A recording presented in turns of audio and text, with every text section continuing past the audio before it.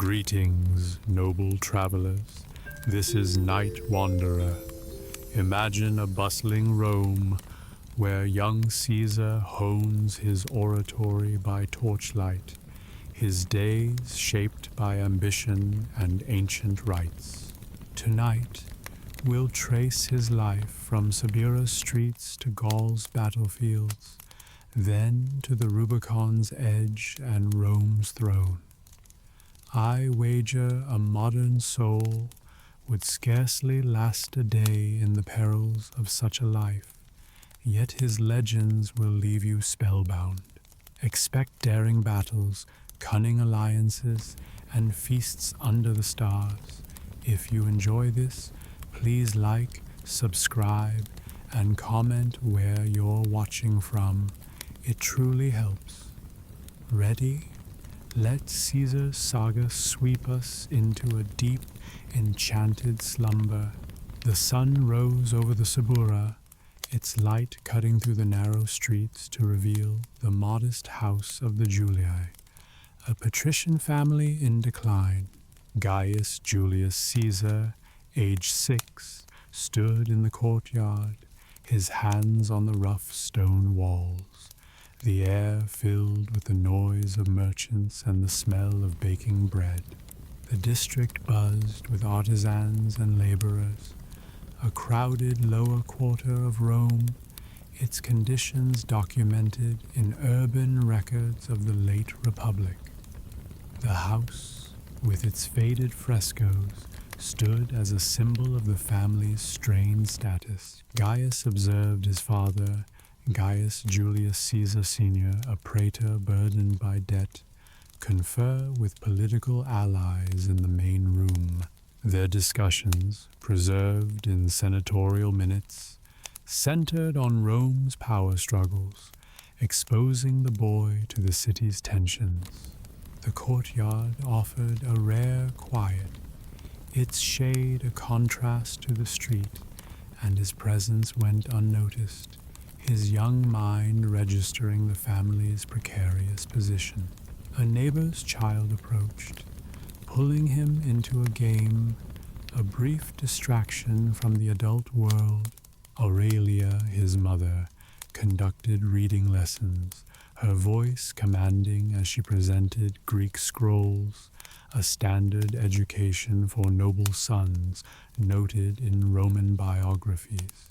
The house's small library, its shelves dusty, served as the classroom, and she enforced discipline, a trait later attributed to her influence on Caesar. The air carried the faint odor of ink, a mark of their scholarly effort, and he grappled with the text, his determination hardening. A servant entered with water, delivering it without comment, the lesson resuming its course. Gaius ventured into the Subura's alleys, navigating carts and crowds. The district's poverty and vitality, recorded in historical accounts.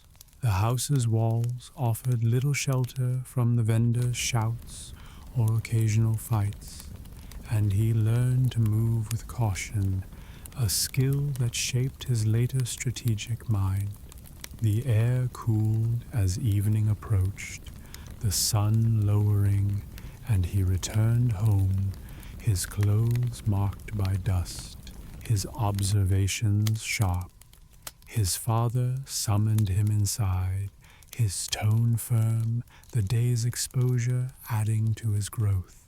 Aurelia managed the household, directing servants and tracking finances, a role typical for Roman matrons documented in family records. The house echoed with the clatter of kitchen work, and she ensured Caesar's meals, despite their limited means, her oversight a practical shield. The air warmed with the bread's scent, a constant in their routine, and he watched her, noting her resilience. A courier arrived, delivering a letter with a broken seal, the family's challenges resurfacing. Gaius joined local boys in mock battles, their sticks clashing, a reflection of Rome's martial culture noted in childhood narratives. The courtyard became their training ground, its stones worn, and he took charge, displaying early leadership recorded by historians. The air grew lively with their shouts, the activity a precursor to his military career, and he felt a surge of energy. His mother called him back, her voice authoritative, the day's lessons settling into his character. The sun rose higher, its light filling the Subura, and Gaius awoke, moving to join Aurelia for the day's studies. The district stirred, the sound of commerce rising, and he took his place. The scrolls ready, his routine a foundation for future power.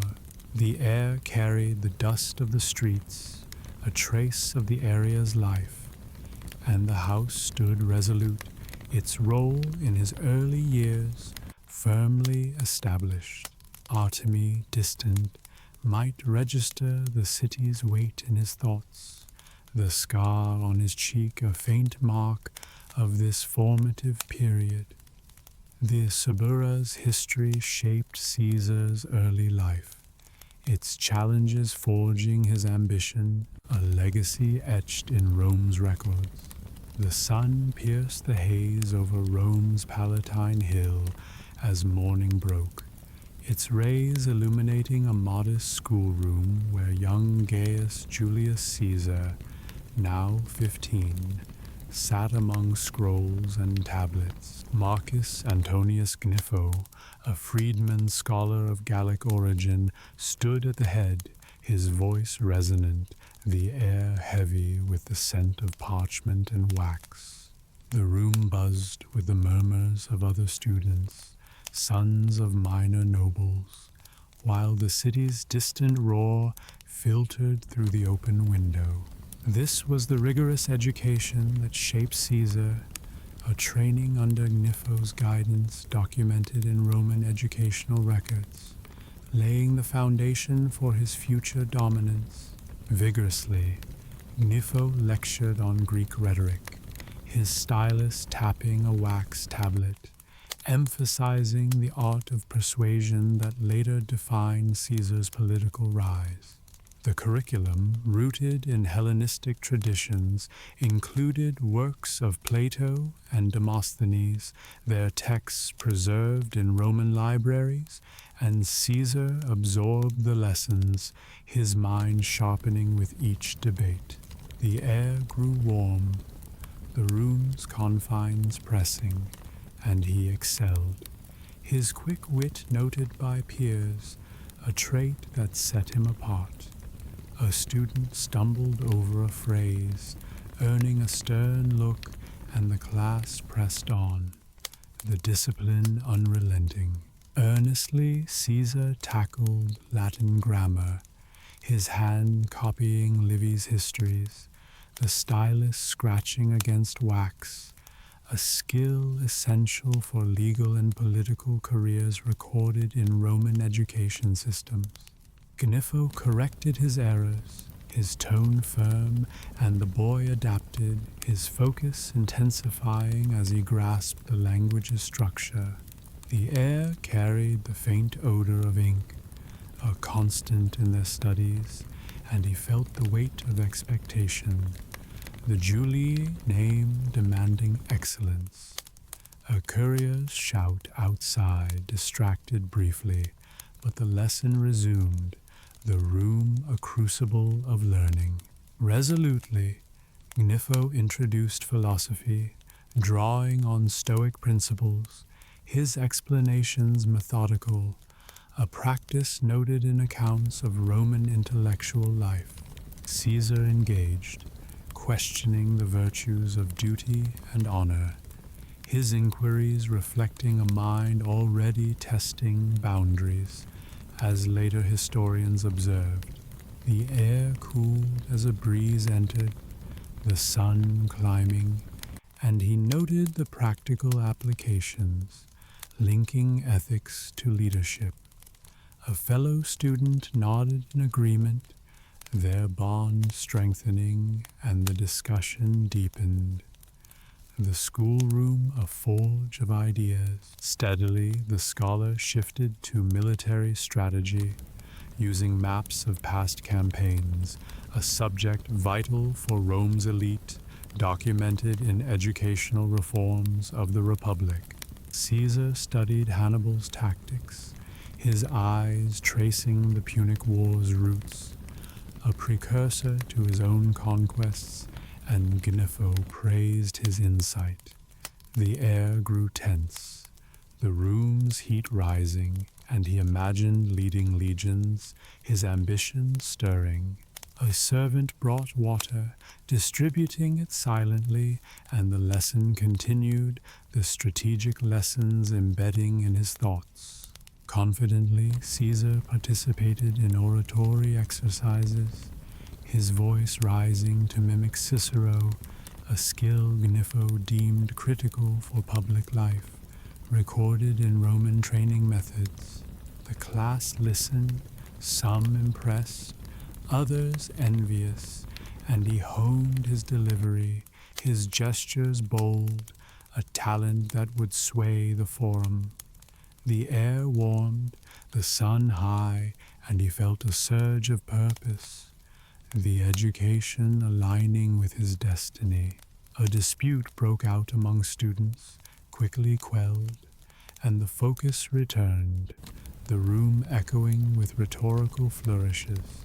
Determinedly, Gnipho concluded with history, recounting Rome's early kings, his voice steady, a narrative preserved in Livy's annals that shaped Caesar's political vision. The boy took notes, his hand swift, and absorbed the lessons of power and betrayal, a foundation for his later reforms. The air settled, the day waning, and he packed his scrolls, the schoolroom's silence a contrast to its earlier vigor. The Palatine stirred outside, its life a backdrop, and the education's impact grew clear. The sun rose fully, its light flooding the Palatine, and Caesar left the schoolroom, his mind enriched, his steps purposeful.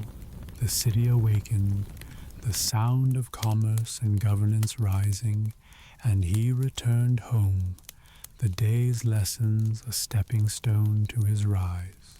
The air carried the dust of the streets, a trace of Rome's pulse, and the schoolroom stood as a testament, its role in his journey firmly established. Artemy, distant, might register the scholar's echo in his thoughts, the scar on his cheek, a faint mark of this formative discipline. Caesar's education under Gnipho forged a mind for leadership, a cornerstone of his eventual conquest of Rome. The sun climbed over the rugged hills of Bithynia, its light revealing a Roman encampment near the coast, tents aligned in disciplined rows. Gaius Julius Caesar, now 19, stood among the legionaries, his armor gleaming faintly, the air thick with the smell of salt and leather. The camp hummed with the clatter of weapons and the shouts of officers, a base established during Rome's campaign against Mithridates VI. This marked Caesar's initial military service, a duty assigned under proconsul Marcus Minucius Thermus, documented in his early career records. The encampment stood as a testament to Rome's expanding power. Forcefully, Caesar joined a cohort tasked with siege operations, his role as a staff officer noted in military dispatches, his youth tempered by the campaign's demands. The legion prepared catapults, their creaks echoing, and he observed the engineering, a skill later refined in Gaul as per historical accounts. The air grew tense, the sea breeze carrying dust, and he felt the weight of command, his orders relayed with precision. A soldier stumbled under gear, earning a reprimand, and the unit pressed on, the siege a grueling test.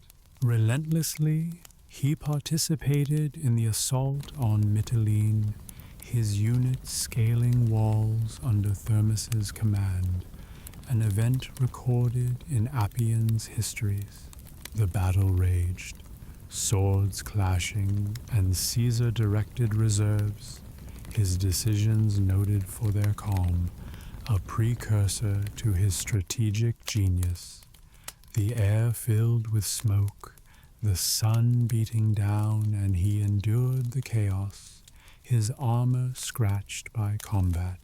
A comrade fell, his loss a stark lesson, and the cohort advanced, the city's fall imminent. Steadily, Caesar earned recognition for capturing a standard, his bravery under fire documented in Roman annals, a feat that boosted his reputation. The camp celebrated, the soldiers' cheers rising, and he accepted praise with a nod, his focus on duty unshaken. The air cooled as night fell, the sea's murmur a constant, and he reviewed the day's tactics, his mind analyzing each move. An officer approached, offering a report, and he listened, the victory a stepping stone. Vigorously, he supported Thermus's negotiations with King Nicomedes IV, his diplomatic skills emerging, a role noted in Suetonius's biography. The tent buzzed with strategists, maps spread, and he argued for alliance terms, his voice firm, a skill honed in Rome's courts. The air grew heavy, the night deepening, and he sensed the political gain, his presence strengthening ties. A messenger arrived, delivering news, and he adapted, the campaign's scope widening. Confidently, Caesar led a reconnaissance mission along the coast, his unit mapping terrain, a task critical for supply lines recorded in military logs. The march tested endurance, the sun rising, and he noted defenses, his observations precise, a foundation for future campaigns. The air carried the scent of pine, the landscape rugged, and he pushed forward, his leadership clear. A scout reported enemy movement, and he adjusted, the mission's success securing his standing. The sun rose higher, its light flooding the camp, and Caesar stood at the command tent, his duties complete, his presence noted. The legion stirred, the sound of preparations filling the air, and he prepared for the next phase, the experience shaping his resolve. The breeze carried the salt of the sea, a trace of the campaign, and the encampment stood firm, its role in his rise firmly established. Artemy, distant, might register the battle's echo in his thoughts, the scar on his cheek a faint mark of this early valor. Caesar's first military service in the East forged his tactical mind, a critical step in his ascent to power. A rough sea churned off the coast of Pharmacusa as dawn broke, its waves battering a small Roman vessel where Gaius Julius Caesar, now 25, traveled with a modest retinue. The air carried the briny sting of salt water and the creak of strained wood, the ship under attack by Cilician pirates, an event detailed in Plutarch's accounts. The crew fought briefly, their swords clashing before surrendering, the capture marking a bold episode in Caesar's early career. The vessel rocked, a prisoner's hold forming, and the incident underscored Rome's struggle with piracy. Boldly, Caesar faced his captors, his voice commanding despite the chains, demanding respect as a Roman noble, a stance noted in historical narratives. The pirates, a band of seasoned raiders, held him for ransom, their demands set at 20 talents, a sum recorded in ancient texts. The air grew tense, the ship's hold damp, and he maintained composure, turning the ordeal into a test of will. A pirate laughed, underestimating him, and he retorted, his defiance shaping the encounter's tone. Resolutely, he negotiated the ransom, insisting it rise to 50 talents to reflect his worth, a detail preserved in Suetonius's biography. Messengers were dispatched to Miletus, the sum gathered from allies, and he endured the weight, his mind calculating escape. The air carried the sound of waves, the hold's darkness oppressive, and he treated the pirates as servants, a bold act noted by historians. A guard brought food, eyeing him warily, and the days stretched, the ransom's collection underway. Steadily, Caesar planned his response, engaging the pirates in games and conversation, a tactic to assess their weaknesses, recorded in Roman accounts. He promised retribution, his words firm, and they dismissed it as bravado, unaware of his resolve. The air grew humid, the ship rocking, and he marked the time, his confidence unshaken. A storm brewed outside, the vessel creaking, and he adapted, the ordeal strengthening his strategic mind. Vigorously, he organized his release, the 50 talents delivered after 38 days, an event documented in historical records. The pirates freed him, their greed sated, and he sailed to Miletus, immediately raising a small fleet. The air cleared as he reached land, the port bustling, and he pursued the pirates, his determination noted. A local magistrate hesitated, but he pressed on, the chase a matter of honor. Confidently, Caesar attacked the pirates' hideout, his forces overwhelming them, an action recorded in Appian's histories. He captured the raiders, their surprise evident, and executed them, fulfilling his earlier threat. The air grew still, the sea calm, and he seized their loot, redistributing it to his men. A soldier saluted, acknowledging his command, and the victory solidified his reputation. The sea settled as morning advanced, its light reflecting off the captured ships, and Caesar stood on deck, his mission complete. The port stirred, the sound of commerce resuming, and he prepared to return to Rome, the ransom episode a cornerstone of his early fame. The air carried the salt of the coast, a trace of the ordeal, and the vessel stood as a symbol, its role in his rise firmly etched.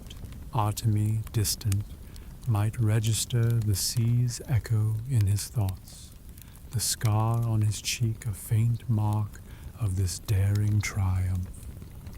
Caesar's capture and ransom forged a legend of courage, a pivotal moment in his path to power.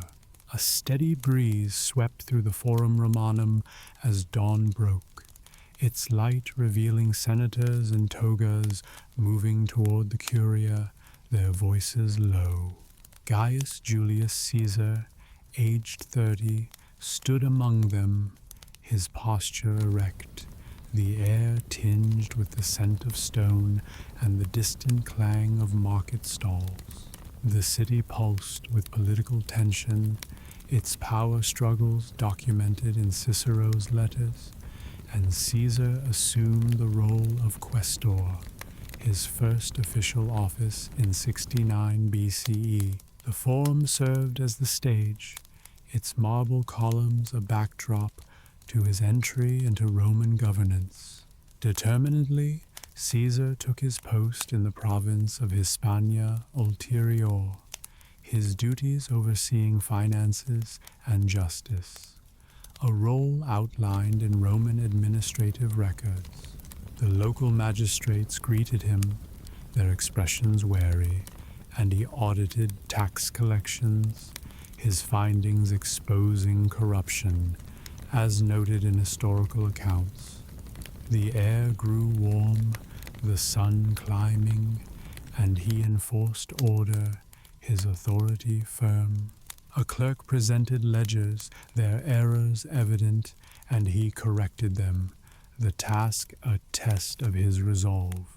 Resolutely, he delivered a speech in the provincial court, his voice carrying across the stone hall, a skill honed under Nifo, documented in Roman oratory traditions. The crowd listened, some nodding, others skeptical, and he defended a local case, earning respect, a precursor to his legal fame.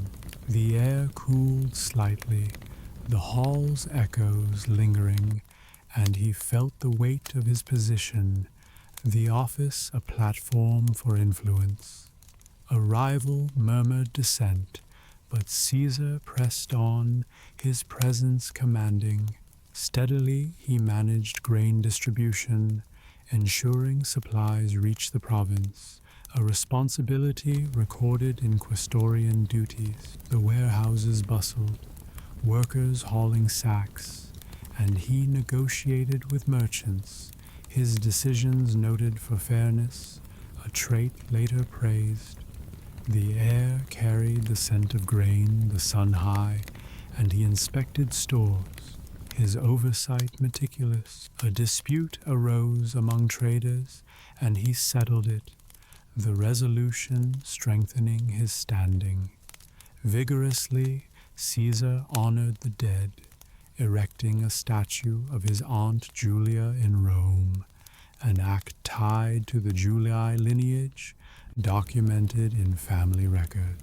The Senate noted his gesture, some approving, others wary, and he linked her to the divine lineage of Venus, a political move recorded by historians.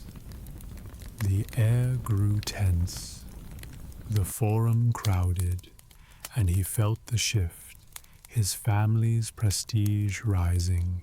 A senator approached, offering cautious praise, and he accepted, the moment advancing his career. Confidently, he returned to Rome, his questorship complete, his reputation enhanced, an event detailed in Plutarch's biography. The city welcomed him, the streets alive with news, and he prepared for the next office, his ambition clear. The air carried the dust of the roads, the sun descending, and he reviewed his achievements, the role a stepping stone. A crowd gathered, their curiosity evident, and he moved through, the questorship solidifying his path. A new day dawned, its light flooding the forum, and Caesar stood among the senators, his experience gained, his presence noted. The city stirred, the sound of governance rising, and he planned his next move, the questorship, a foundation for power. The air carried the weight of Rome, a trace of his labor, and the curia stood firm, its role in his ascent firmly established. Artemy, distant, might register the forum's echo in his thoughts, the scar on his cheek a faint mark of this early triumph. Caesar's quaestorship marked his entry into Roman politics, a critical phase in his rise to dominance. A distant roar rose from the Roman streets as dawn broke, its light spilling over the forum where Gaius Julius Caesar, now 36, prepared for his aedileship campaign in 65 BCE. The air carried the scent of dust and the clatter of carts. The city alive with voters and merchants, its political energy documented in Cicero's correspondence. Caesar stood among supporters, his toga pristine, the election marking his rise as aedile, a role overseeing public works and games, recorded in Roman administrative histories. The forum pulsed, a stage for his ambition. Stridently, Caesar rallied his base, his voice cutting through the crowd, a skill honed in his quaestorship, his campaign promises noted in contemporary accounts. The Senate watched, some skeptical, and he pledged grand spectacles, a strategy to win favor, as seen in aedile records. The air grew warm, the sun climbing, and he distributed funds, his generosity drawing cheers. A rival muttered dissent, his challenge ignored, and Caesar pressed on, the election his to seize. Firmly he secured the office, his victory announced amid the forum's clamor, an event detailed in Plutarch's biography. The aedileship granted him control over Rome's infrastructure, and he ordered repairs to temples, his actions noted in urban records. The air carried the sound of hammers, the city stirring, and he felt the weight of responsibility, his influence growing. A senator approached, offering guarded respect, and he accepted, the role a platform for power. Resolutely, Caesar organized the Ludi Romani. The games expanded with gladiatorial contests, a move documented in Roman festival histories. The Circus Maximus filled, the crowd's shouts rising, and he funded lavish displays, his wealth from family and loans evident. The air tensed, the sun high, and he oversaw the events, his presence commanding. A fighter fell, the audience roaring, and he maintained order, the spectacle cementing his popularity. Steadily he adorned the forum with decorations, statues gleaming, a tradition of aediles noted in archaeological finds. The city marveled, the streets lined with color, and he paid artists, his expenditure recorded as unprecedented. The air cooled slightly, the day advancing, and he walked the route, his image enhanced. A merchant praised the display, his approval noted, and Caesar moved on, the games a triumph. Vigorously, he managed feasts, distributing food to the plebs, a political tactic documented in Suetonius's accounts. The tables groaned with bread and meat, the crowd pressing forward, and he ensured fairness, his generosity strategic. The air grew lively, the sun descending, and he felt the shift, his support widening. A critic observed silently, his opposition noted, and Caesar continued, the aedileship a stepping stone.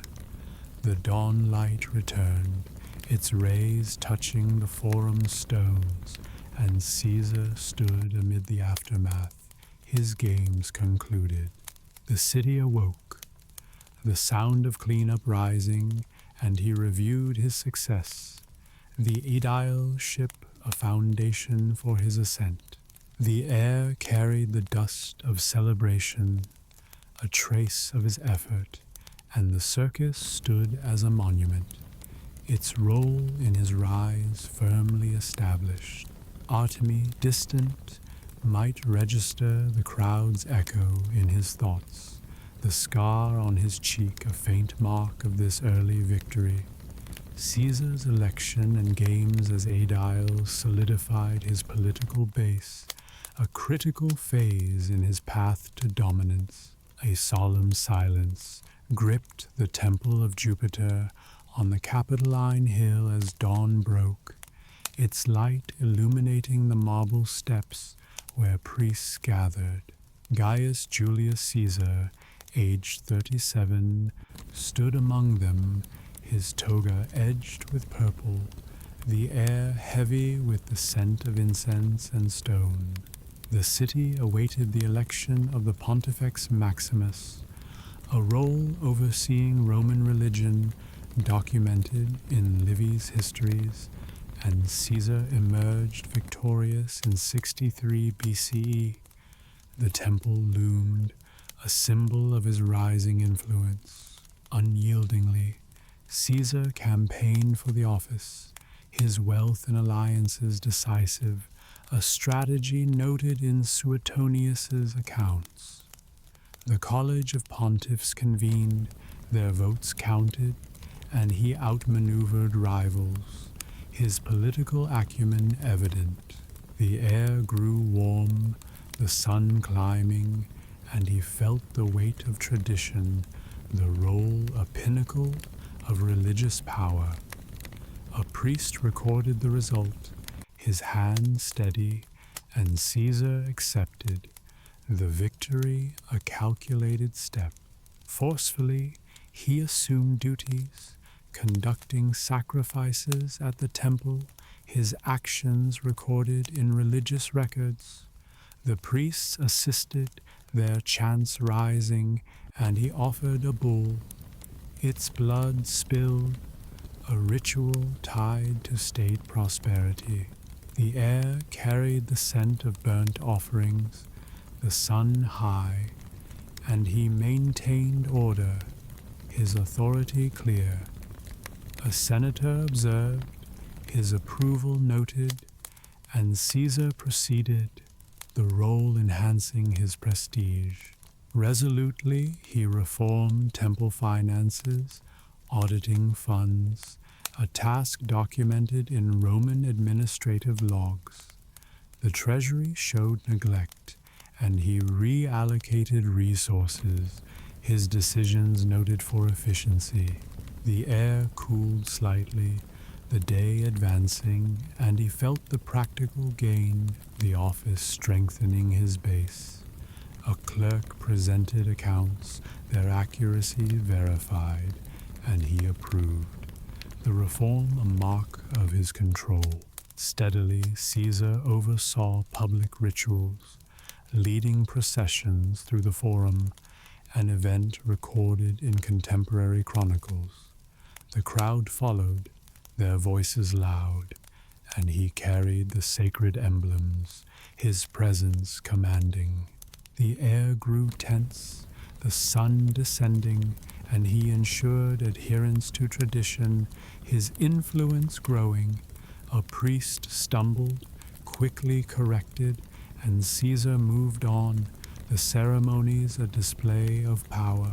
Vigorously, he mediated disputes among priests, his rulings noted in religious decrees. The temple echoed with arguments, and he settled conflicts, his judgment firm, a skill linked to his legal background. The air settled, the night nearing, and he felt the role's scope, the office a tool for unity. A messenger delivered a report, his news received, and Caesar adapted, the position solidifying his stature. The light returned, its rays touching the temple's columns, and Caesar stood at the altar, his duties fulfilled. The city stirred, the sound of morning worship rising, and he prepared for the next phase, the pontificate, a cornerstone of his rise. The air carried the trace of incense, a mark of his labor, and the Capitoline stood firm, its role in his ascent firmly established. Artemy, distant, might register the temple's echo in his thoughts, the scar on his cheek a faint mark of this religious triumph. Caesar's appointment as Pontifex Maximus elevated his political and spiritual authority, a decisive step in his path to power. A heavy silence descended on the Forum Romanum as dawn broke, its light casting long shadows across the rostra where Gaius Julius Caesar, now 38, prepared to address the crowd. The air carried the scent of damp stone and the distant hum of merchants, the city alive with political intrigue, its tensions documented in Cicero's speeches.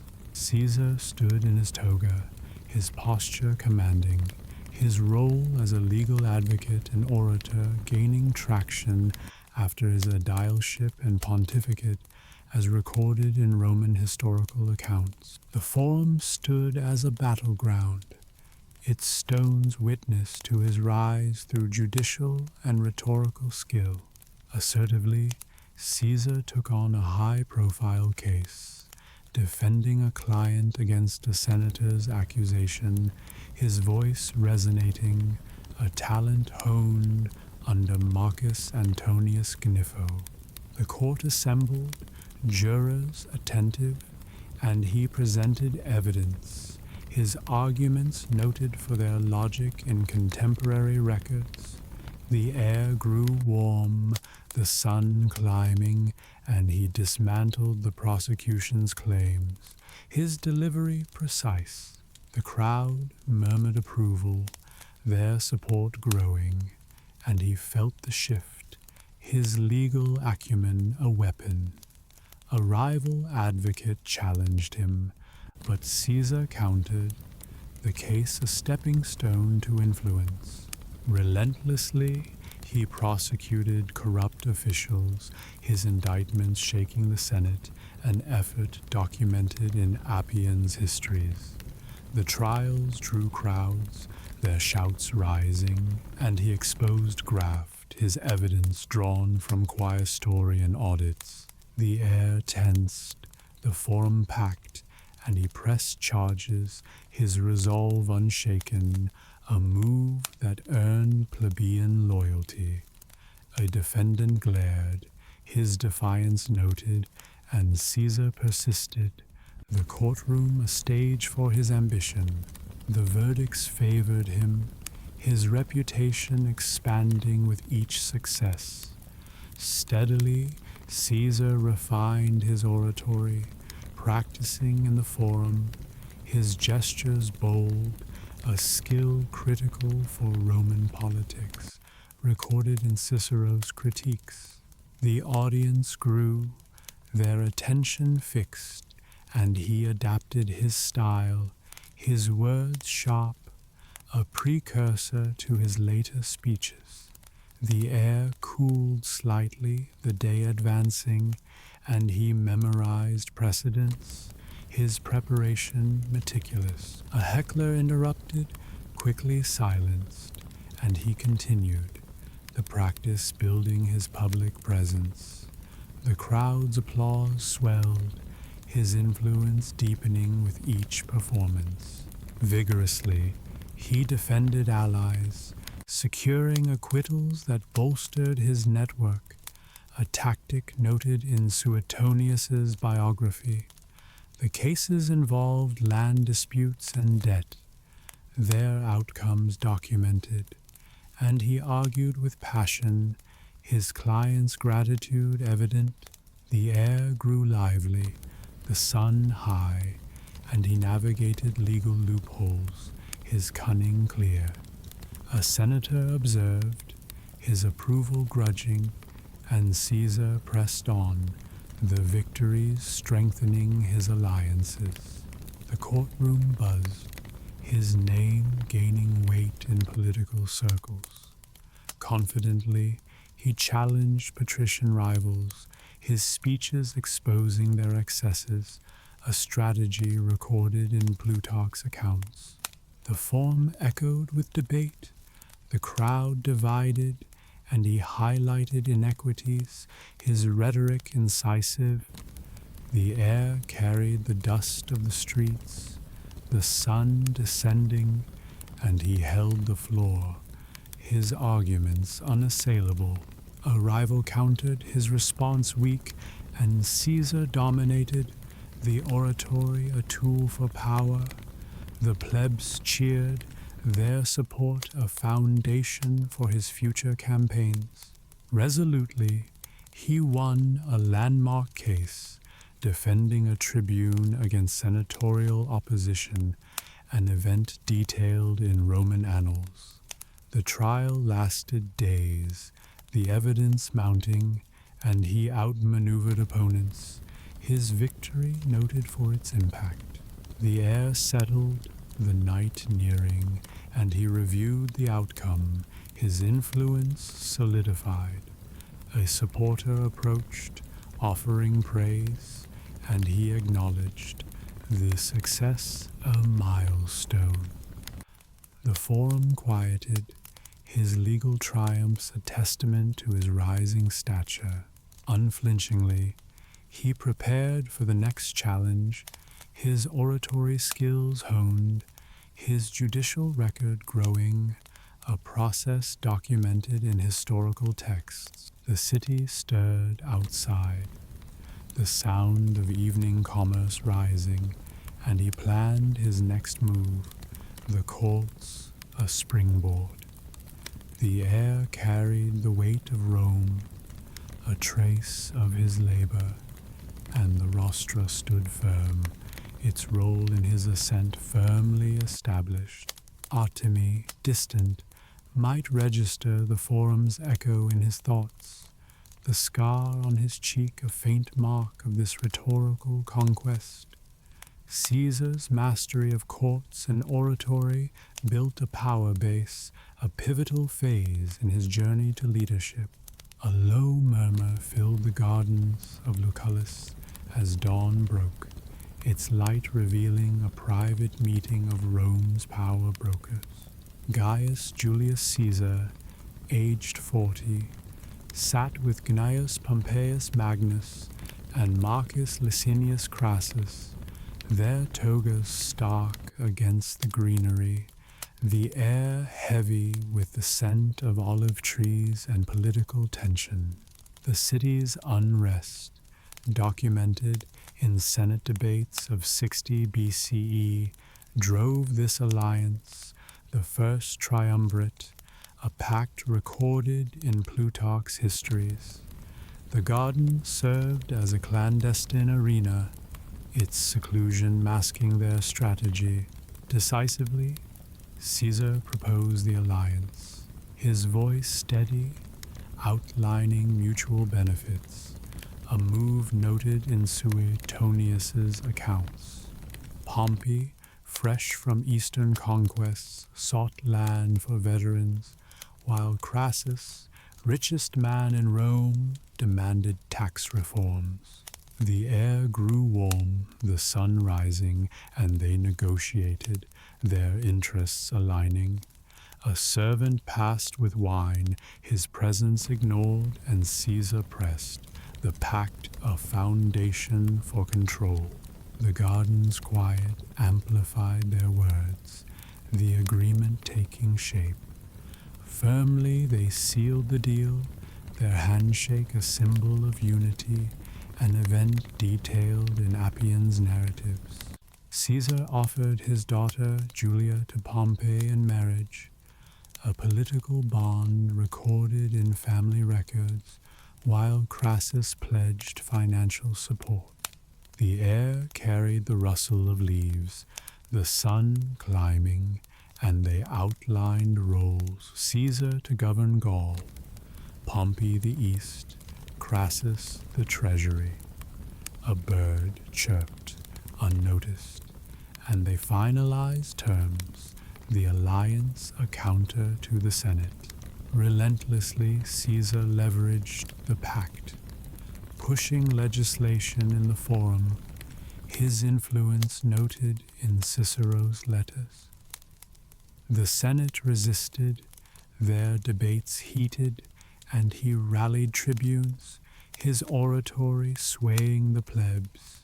The air tensed, the sun high, and he secured land bills, his power growing. A senator protested, his voice drowned, and Caesar persisted, the triumvirate's strength evident. The crowd cheered, their support a weapon, the alliance reshaping Rome. Steadily, Pompey contributed military prestige, his eastern victories documented, his legions a threat to opponents. The garden meetings continued, their plans expanding, and he backed Caesar's consulship bid, a move recorded in historical accounts. The air cooled slightly, the day advancing, and he felt the partnership's weight, his role clear. A messenger arrived, delivering news, and they adapted, the alliance solidifying. The garden stood silent, its role in their strategy growing. Vigorously, Crassus provided funds, his wealth a lifeline, his tax interests noted in financial records. The meetings grew intense, their discussions detailed, and he supported Caesar's debts, a commitment documented in Roman ledgers. The air grew lively, the sun descending, and he negotiated terms, his influence rising. A guard patrolled, his steps steady, and they pressed on, the triumvirate's resources pooling. The garden's shadows lengthened, the pact, a cornerstone of power. Confidently, Caesar orchestrated public support, his games and trials aligning with the alliance, an effort recorded in contemporary chronicles. The forum buzzed, the crowd responsive, and he balanced Pompey's and Crassus' needs, his leadership clear. The air carried the dust of the streets, the night nearing, and he felt the alliance's potential, his ambition driving. A rival plotted, his moves noted, and Caesar countered, the triumvirate a shield. The garden faded, its secrecy a strength. The light returned, its rays touching the garden's edges, and Caesar stood with his allies, the pact secured. The city stirred, the sound of morning commerce rising, and they prepared for the next phase, the alliance a foundation. The air carried the scent of olives, a trace of their labor, and the garden stood firm, its role in their rise firmly established. Artemy, distant, might register the alliance's echo in his thoughts, the scar on his cheek a faint mark of this strategic triumph. Caesar's alliance with Pompey and Crassus in the first triumvirate shifted Rome's power dynamics, a decisive step in his ascent. A tense quiet settled over the Senate House as dawn broke, its light streaming through the open doors onto the marble floor. Gaius Julius Caesar, aged 41, entered as consul for 59 BCE, his toga marked with the purple stripe, the air thick with the scent of polished stone and political rivalry. The city's unrest, documented in Cato's speeches, framed his election, a victory secured through the first triumvirate, recorded in Roman annals. The Senate stood as a battlefield, its debates a test of his authority. Decisively, Caesar assumed the consulship, his co-consul Bibulus sidelined, a power play noted in Cicero's correspondence. The Senate convened, their opposition vocal, and he introduced land reform bills, his agenda backed by Pompey's veterans. The air grew warm, the sun rising, and he pushed the measures, his voice firm.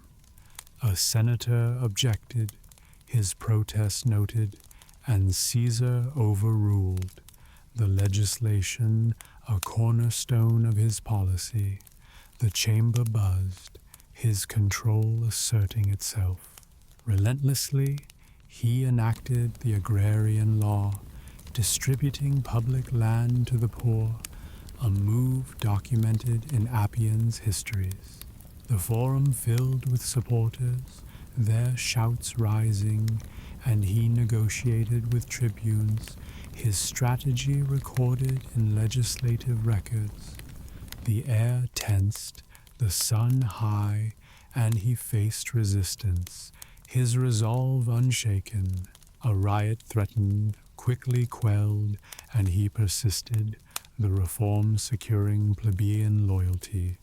The crowd cheered, their approval a political gain. Steadily, Caesar managed Senate opposition. His alliances with Pompey and Crassus key, a tactic noted in Plutarch's accounts. The chamber debated, their arguments heated, and he used vetoes, his authority documented in consular powers.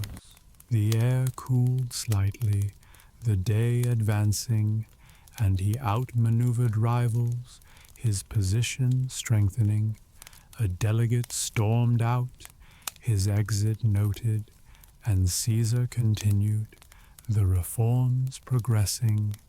The Senate yielded, his influence expanding. Vigorously, he established a land commission appointing loyalists, a decision recorded in administrative logs.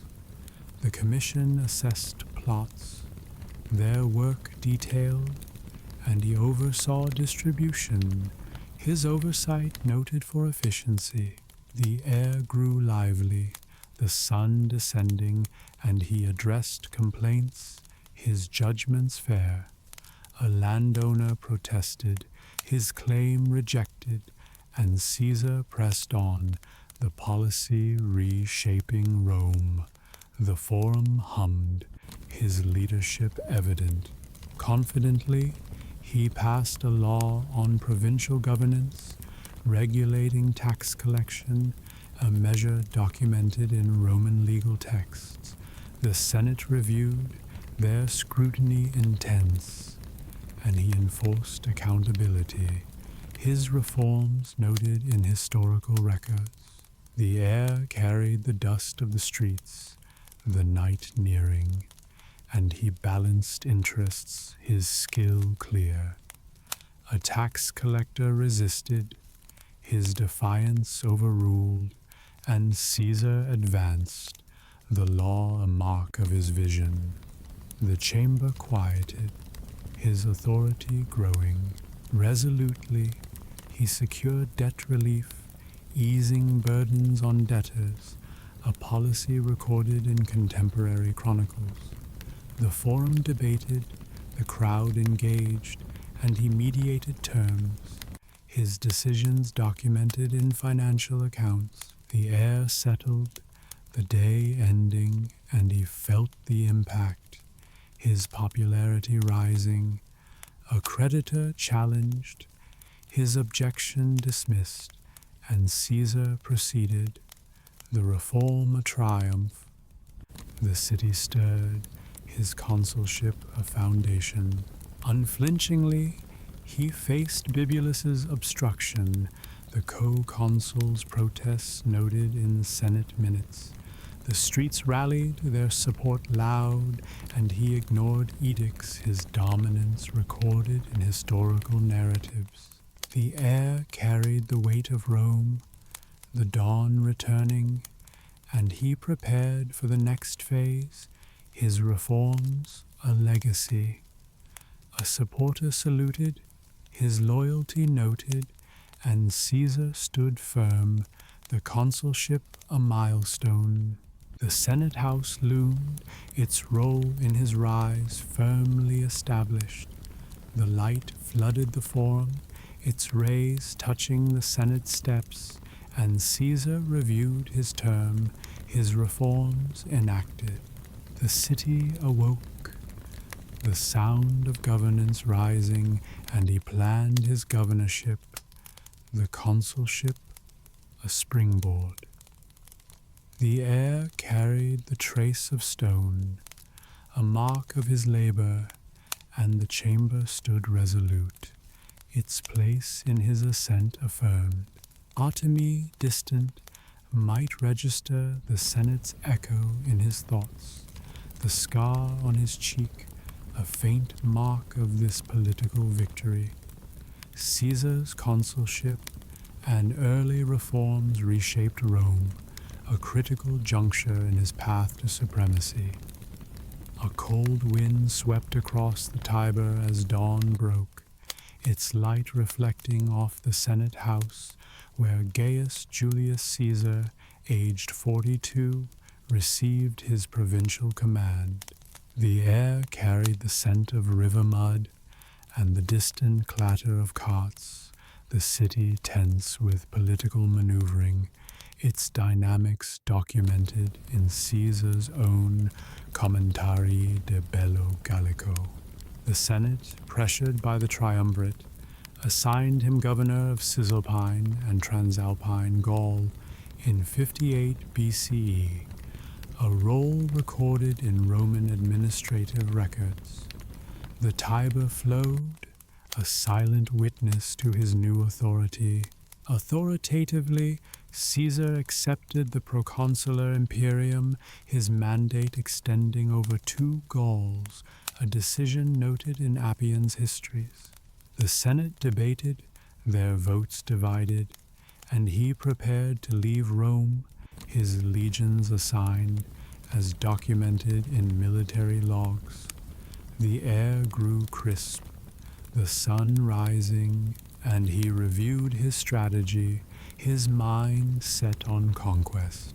A senator grumbled, his dissent noted, and Caesar departed, the governorship a platform for power. The city stirred, his departure a significant shift. Relentlessly he organized his command, assembling 4 legions, their standards raised, a force detailed in Caesar's own writings.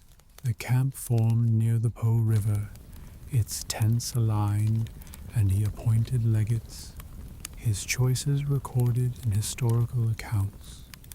The air carried the scent of leather, the sun climbing, and he inspected troops, his leadership firm. A soldier saluted, his loyalty evident, and Caesar moved forward, the army a tool for expansion. The camp buzzed, his authority established. Steadily he secured Cisalpine Gaul, its towns submitting, an event documented in Roman provincial records. The locals watched, their leaders cautious, and he enforced Roman law, his administration noted for efficiency.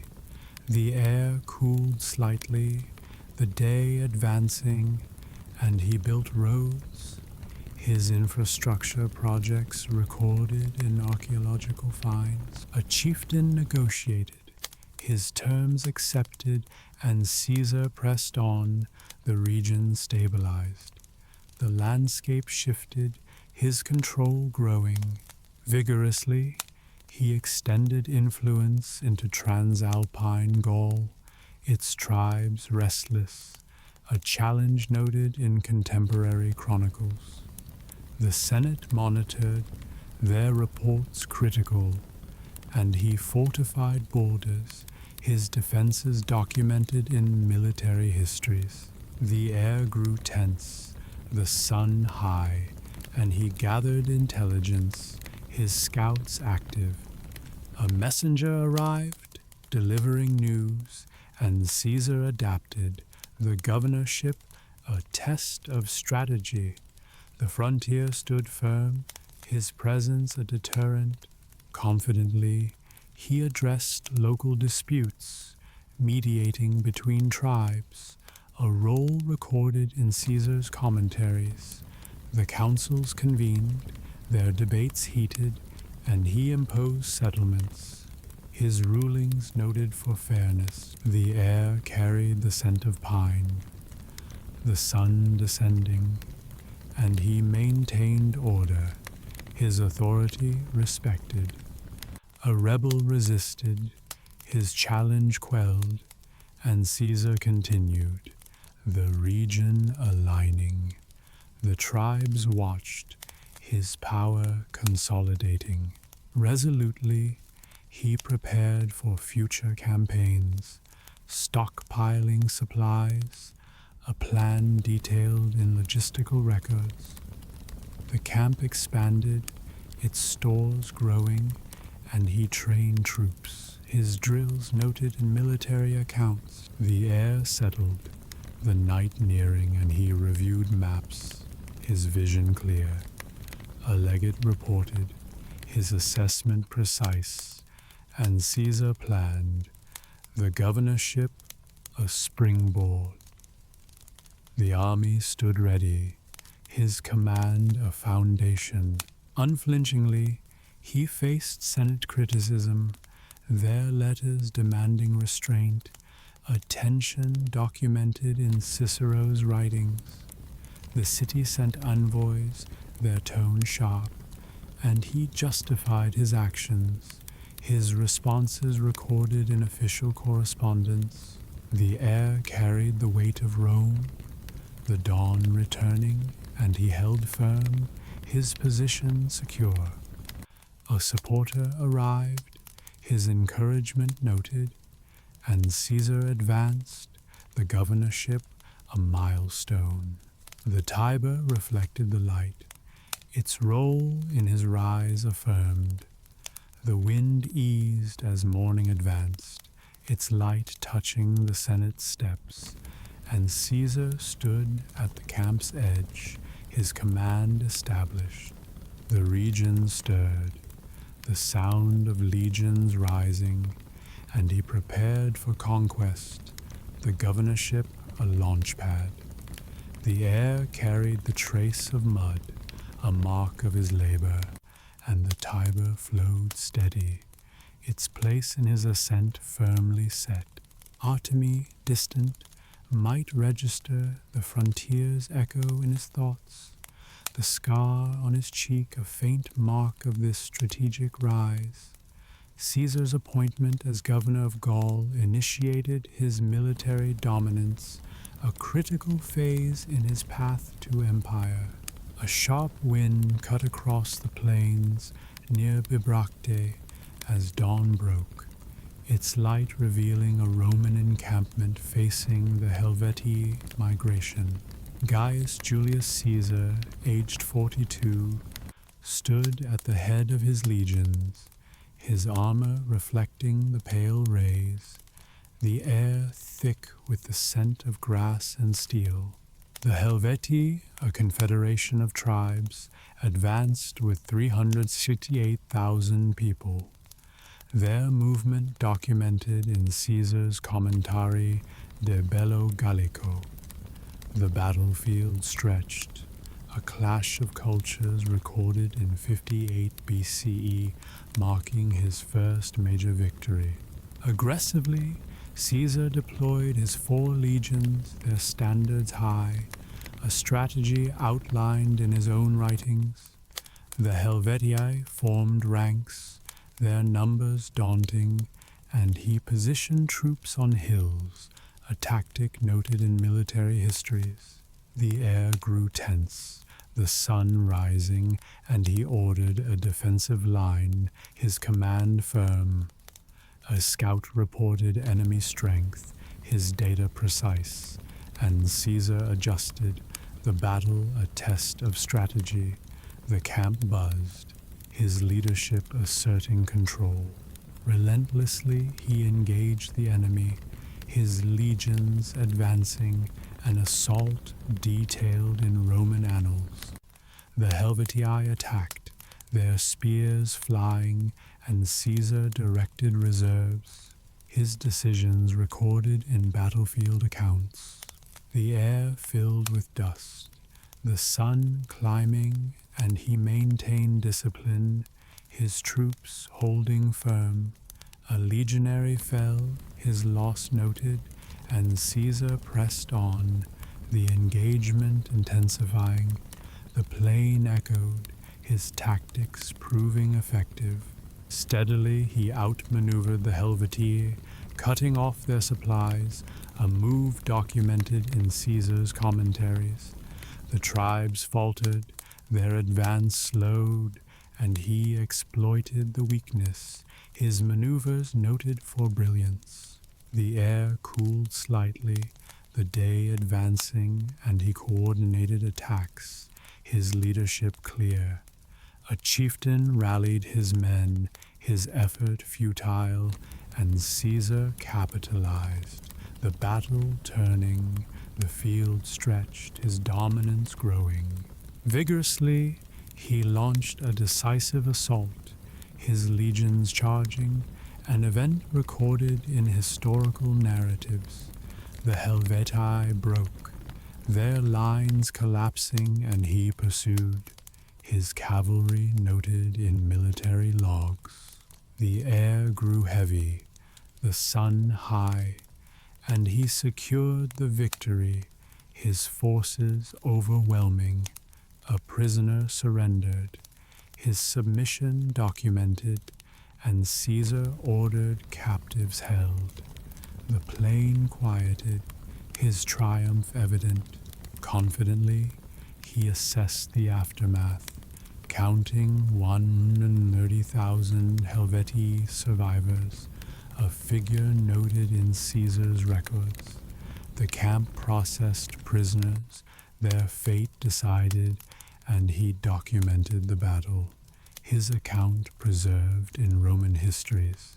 The air carried the scent of blood, the sun descending, and he planned resettlement, his strategy pragmatic. A legate reported losses, his tone respectful, and Caesar noted them, the victory of foundation. The field lay still, his authority reinforced.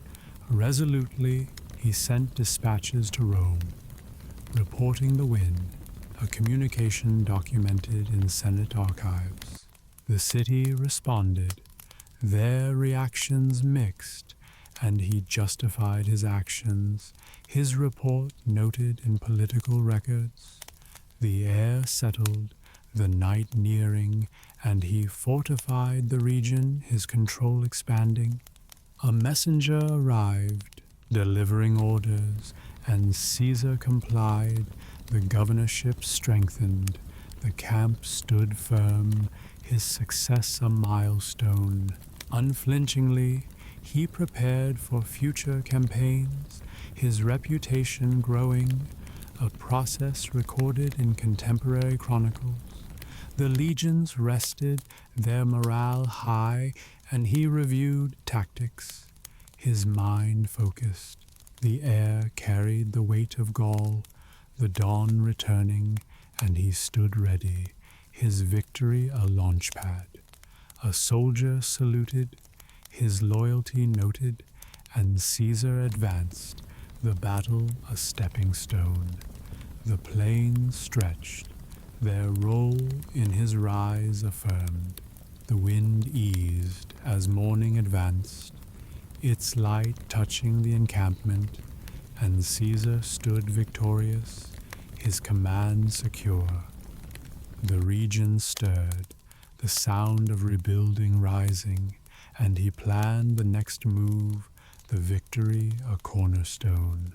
The air carried the trace of grass, a mark of his labor, and the battlefield stood resolute, its place in his ascent firmly established. Artemy, distant, might register the clash's echo in his thoughts, the scar on his cheek a faint mark of this martial triumph. Caesar's victory over the Helvetii at Bibracte established his military prowess, a pivotal moment in his Gallic campaign. A steady current flowed through the Rhine valley as dawn broke, its light illuminating a Roman encampment where Gaius Julius Caesar, aged 43, directed his engineers. The air carried the scent of damp wood and the distant roar of the river, the landscape tense with the presence of Germanic tribes, their threat documented in Caesar's commentary De Bello Gallico. The year was 55 BCE, and he ordered the construction of a bridge, a feat recorded in Roman military engineering records. The valley stretched, a challenge to his ambition. Methodically, Caesar assessed the river, its width over 400 feet, a detail noted in his own writings. The engineers surveyed, their tools precise, and he selected a site. His decision documented in historical accounts. The air grew crisp, the sun rising, and he outlined plans, his vision clear. A legionary carried timber, his load heavy, and Caesar supervised. The project a display of Roman might. The camp hummed, his leadership driving the effort. Resolutely he directed the piling, timbers driven into the riverbed, a technique recorded in Caesar's descriptions. The legionaries worked in shifts, their hammers pounding, and he ensured stability, his oversight noted in engineering logs. The air carried the sound of water, the sun climbing, and he adjusted designs, his adaptability evident. A beam cracked, quickly replaced, and Caesar pressed on, the structure taking shape. The valley watched, his determination unwavering. Steadily he reinforced the bridge, adding supports, a process documented in Roman construction records. The engineers tested each section, their measurements exact, and he inspected joints, his precision noted by historians. The air cooled slightly, the day advancing, and he coordinated labor, his command firm. A current shifted, challenging the work, and Caesar adapted, the bridge a testament to his skill. The river flowed, his progress undeniable. Vigorously, he completed the span in 10 days, a speed recorded in Caesar's commentaries. The legions crossed, their boots thudding, and he stood at the center, his presence noted in military narratives. The air grew tense, the sun high, and he fortified the far bank, his strategy clear. A Germanic scout observed, his retreat noted, and Caesar held the position, the bridge a symbol. The valley echoed, his achievement resonant. Confidently, he used the bridge to intimidate tribes, his legions patrolling, an action documented in historical accounts. The Germans retreated, their camps abandoned, and he demonstrated Roman power, his move noted in Caesar's reports. The air carried the scent of pine, the sun descending, and he maintained control, his authority growing. A chieftain sent envoys, their submission recorded, and Caesar accepted, the bridge a tool. The riverbank stood firm, his dominance established. Resolutely, he ordered the bridge's destruction, its purpose served, a decision noted in Roman tactical records. The engineers dismantled the structure, their axes swinging, and he watched, his plan executed. The air settled, the night nearing, and he withdrew troops, his withdrawal documented in military logs. A soldier saluted, his respect noted, and Caesar moved on, the bridge a temporary triumph, the valley quieted, his strategy proven. Unflinchingly, he prepared for further campaigns, his reputation enhanced, a process recorded in contemporary chronicles. The legions rested, their morale high, and he reviewed the Rhine operation, his mind focused. The air carried the weight of Gaul, the dawn returning, and he stood ready, the bridge a milestone. A legate reported, his assessment precise, and Caesar advanced, the victory a foundation. The river flowed, its role in his rise affirmed. The light advanced, its rays touching the valley's edge, and Caesar stood at the camp, his bridge legacy secure. The region stirred, the sound of morning activity rising, and he planned the next phase, the crossing a cornerstone. The air carried the trace of wood, a mark of his labor, and the Rhine stood steady, its place in his ascent firmly established. Automy distant might register the river's echo in his thoughts, the scar on his cheek a faint mark of this engineering feat. Caesar's bridge across the Rhine demonstrated Roman engineering and military might, a pivotal moment in his Gallic conquests.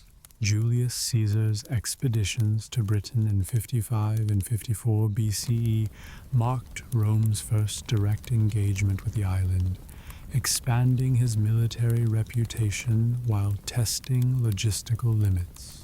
As governor of Gaul, Caesar had subdued numerous tribes, securing Rome's northwestern frontier. His attention turned to Britain, motivated by reports of its resources, tin, grain, and pearls, and its support for Gallic rebels. Ancient sources, primarily Caesar's own Commentary de Bello Gallico, provide the most detailed account, supplemented by sparse references in Suetonius and Plutarch. In 55 BCE, Caesar launched a reconnaissance expedition with 2 legions, roughly 10,000 men, sailing from Portus Itius, modern Bologna, in late summer.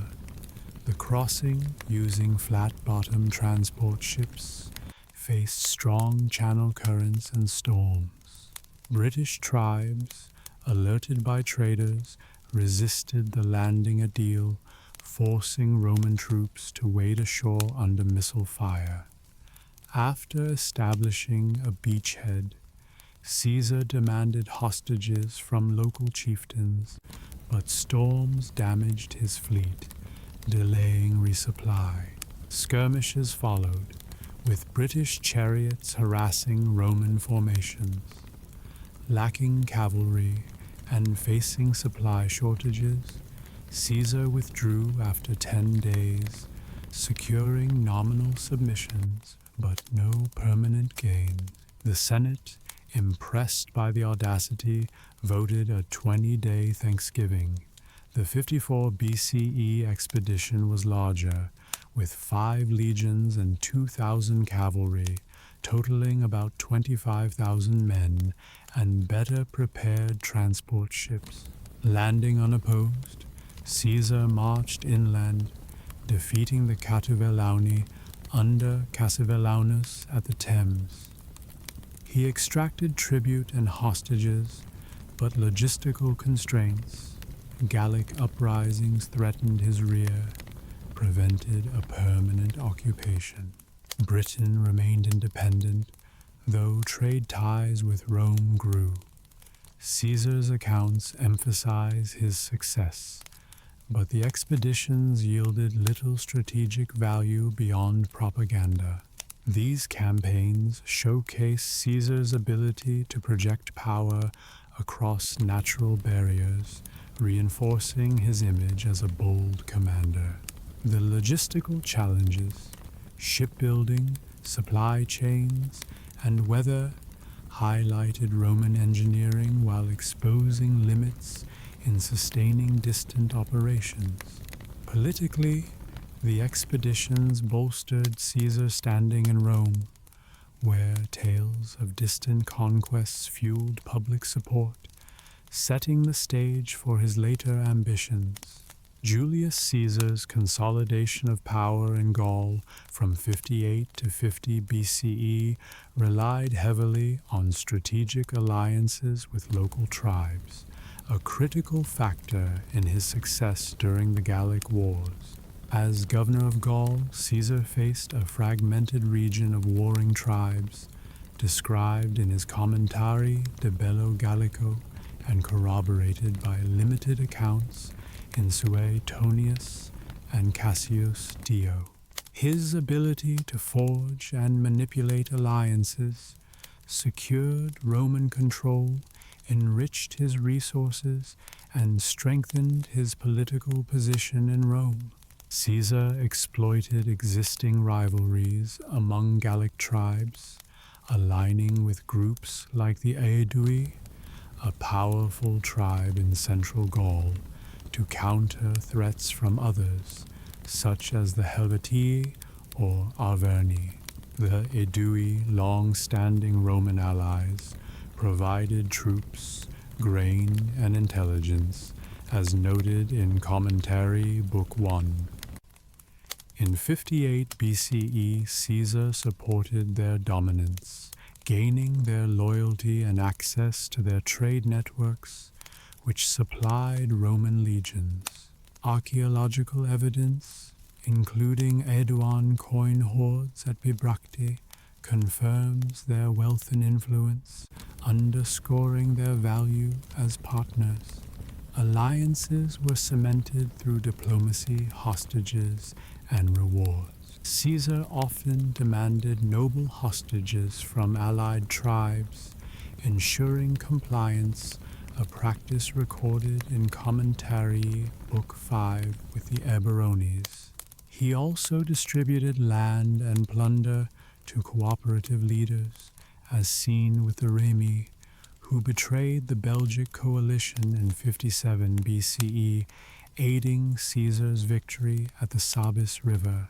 Excavations at sites like Gergovia reveal fortified oppida, indicating the military and economic strength of these allied tribes, which Caesar leveraged to maintain order.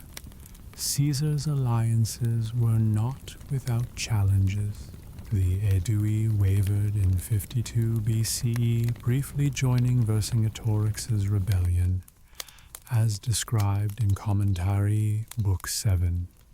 Caesar's swift diplomacy, offering concessions and sparing defectors, restored their loyalty, crucial for his victory at Alesia.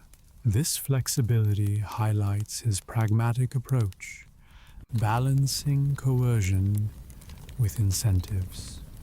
Roman artifacts, such as amphorae found in Gallic oppida, show increased trade under Caesar's rule, reflecting economic ties that reinforced alliances. These alliances enriched Caesar personally and politically.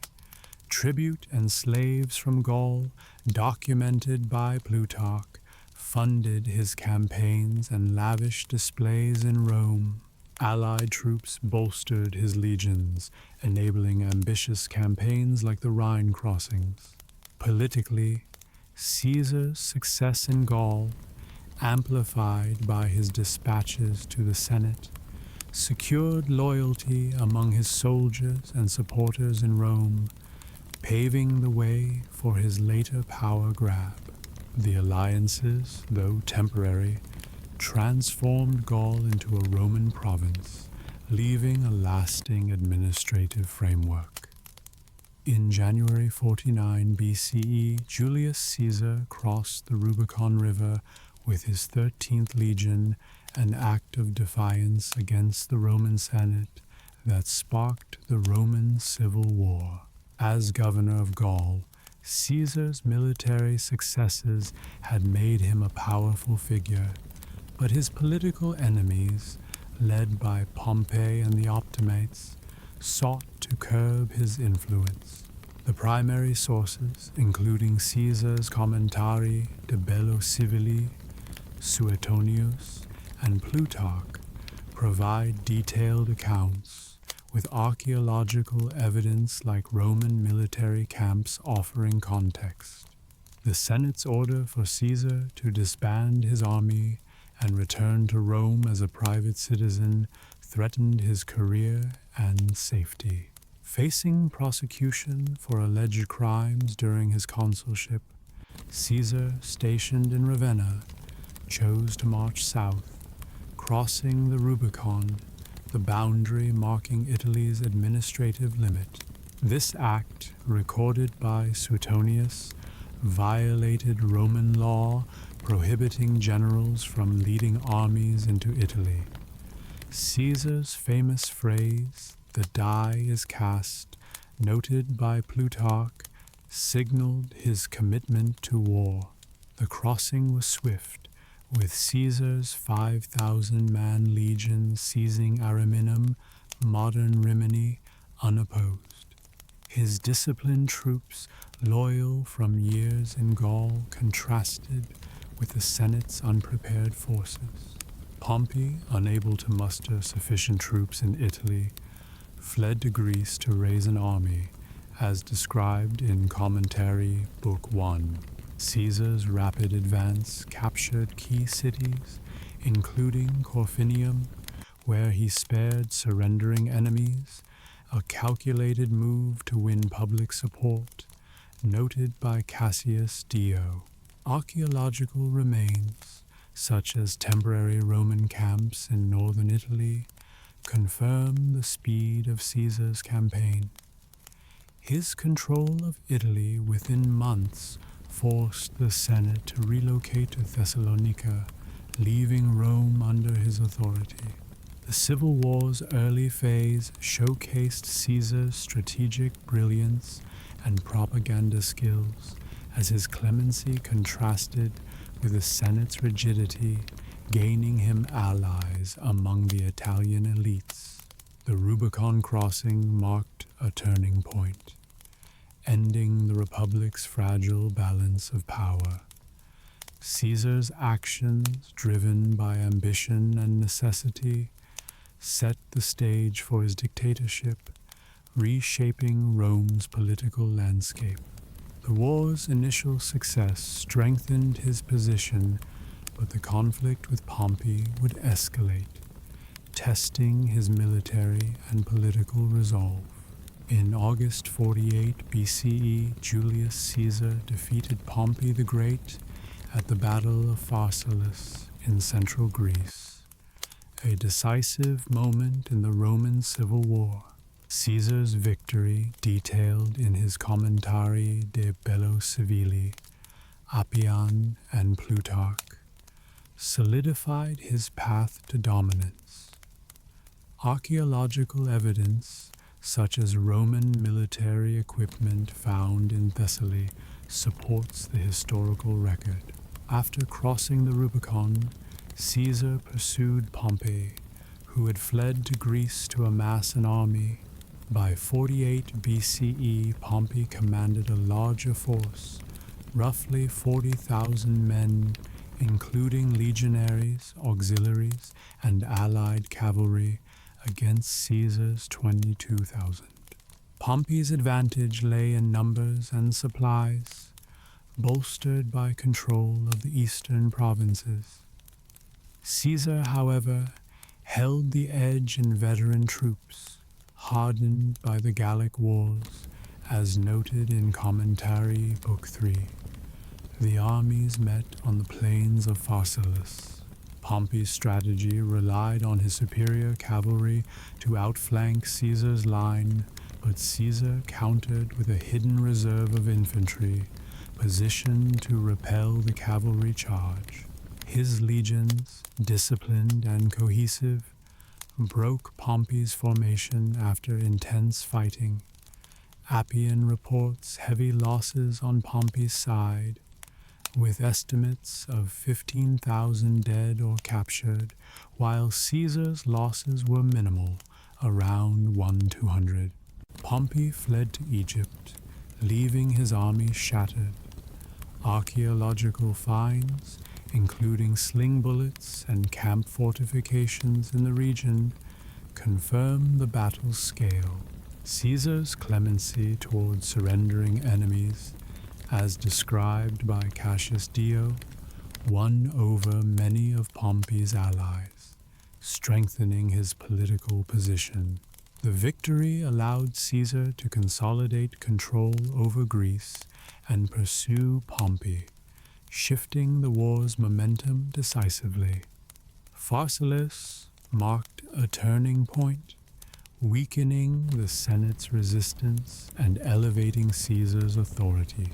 His tactical brilliance, leveraging smaller but battle-tested forces, underscored his military genius. The battle's outcome paved the way for his dominance in Rome, though it also deepened divisions, setting the stage for further conflict. In 46 BCE, Julius Caesar introduced the Julian calendar, a significant reform that restructured Rome's timekeeping system. As dictator, Caesar sought to stabilize administration, and the outdated Roman lunar calendar, misaligned with the solar year, caused seasonal drift.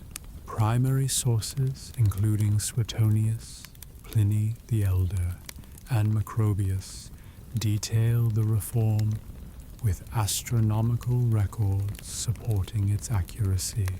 The Roman calendar, based on lunar cycles, had 355 days, requiring periodic intercalary months to align with the seasons. By 46 BCE, mismanagement by the pontiffs had shifted festivals and agricultural cycles by nearly 3 months, as noted by Suetonius. Caesar, advised by Egyptian astronomer Sosigenes, adopted a solar calendar of 365.5 days, inspired by Egypt's system. The reform added a leap day every 4 years, inserted after February 24th to account for the fractional day. To correct the existing misalignment, 46 BCE, known as the Year of Confusion, lasted 445 days, with 2 intercalary months inserted after February. The new calendar, effective from 45 BCE, divided the year into 12 months, with lengths largely as they remain today, except February, which had 28 days, 29 in leap years. January became the year's start, replacing March.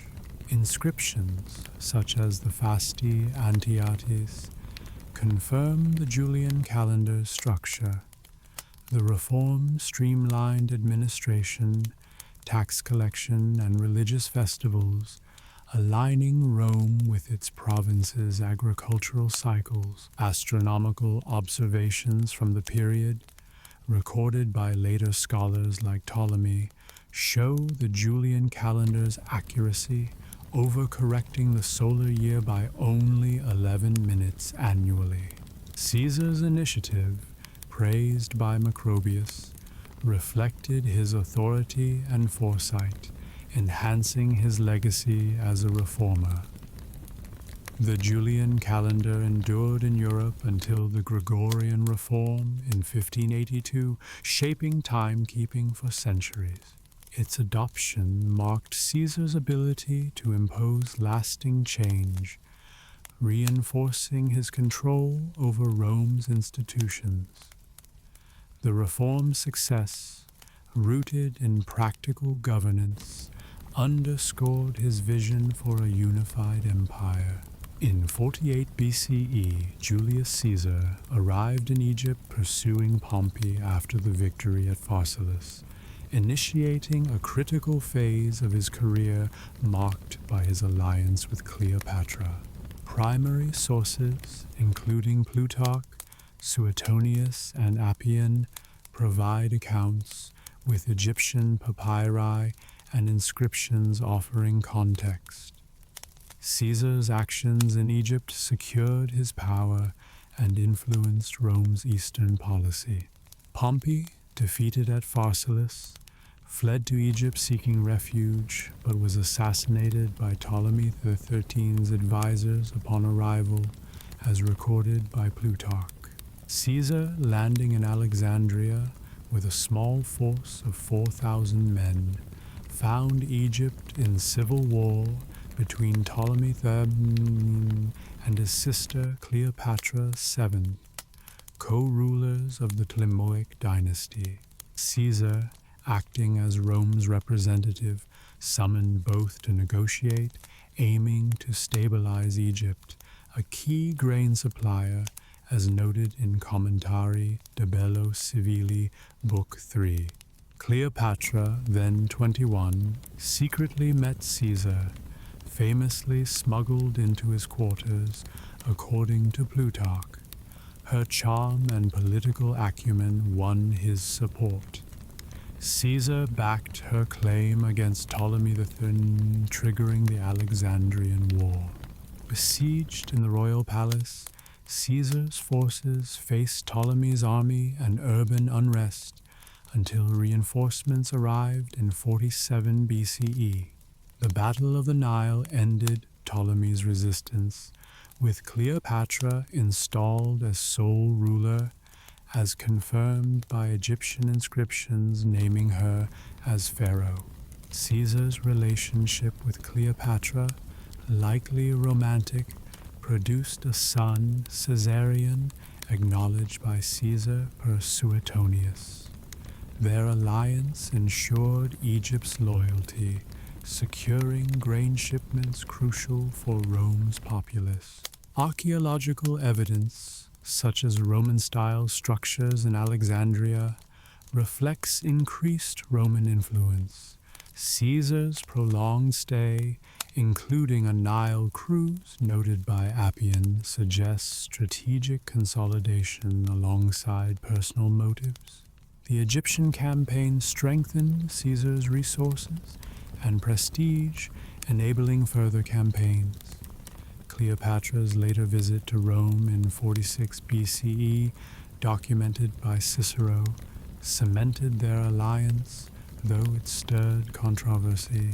Caesar's involvement in Egypt expanded Rome's eastern reach, shaping his vision of empire and setting a precedent for Roman-Egyptian relations. By 46 BCE, Julius Caesar consolidated his power as dictator, reshaping Rome's political and administrative systems. His reforms, detailed in sources like Suetonius, Plutarch, and Cassius Dio, aim to centralize authority and address systemic issues in the Republic. Archaeological evidence, including inscriptions and coinage, supports the scope of his changes. After defeating Pompey's forces and securing Egypt, Caesar was appointed dictator for 10 years in 46 BCE, later extended to life in 44 BCE as recorded by Suetonius. Unlike Sulla's temporary dictatorship, Caesar's rule was permanent, granting him supreme authority over military, judicial, and religious affairs. He increased the Senate's size to 900, incorporating allies from Gaul and Spain, diluting aristocratic power, as noted in Cassius Dio. Inscriptions, such as those on the Fasti Capitolini, confirm his appointments of loyalists to key offices. Caesar's reforms targeted Rome's inefficiencies. He reorganized the courts to reduce corruption, streamlined debt laws to stabilize the economy, and expanded citizenship to include parts of Gaul and Spain, as described by historians. Coinage bearing his image, found across the Mediterranean, symbolized his authority and funded reforms. He planned a codification of Roman law and public works, including a temple, evidenced by archaeological remains of structures. His military ambitions included campaigns against Parthia to avenge Crassus, planned for 44 BCE per historical accounts. Caesar also proposed infrastructure projects, like draining the marshes noted by ancient sources, to boost agriculture. These plans, ambitious but incomplete, reflected his vision for a stronger, centralized Rome.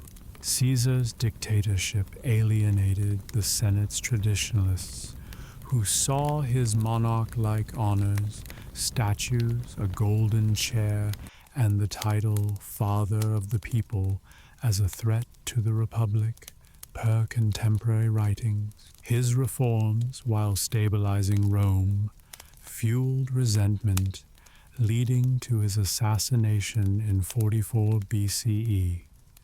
Caesar's dictatorship laid the foundation for the empire, with his adopted heir completing his vision.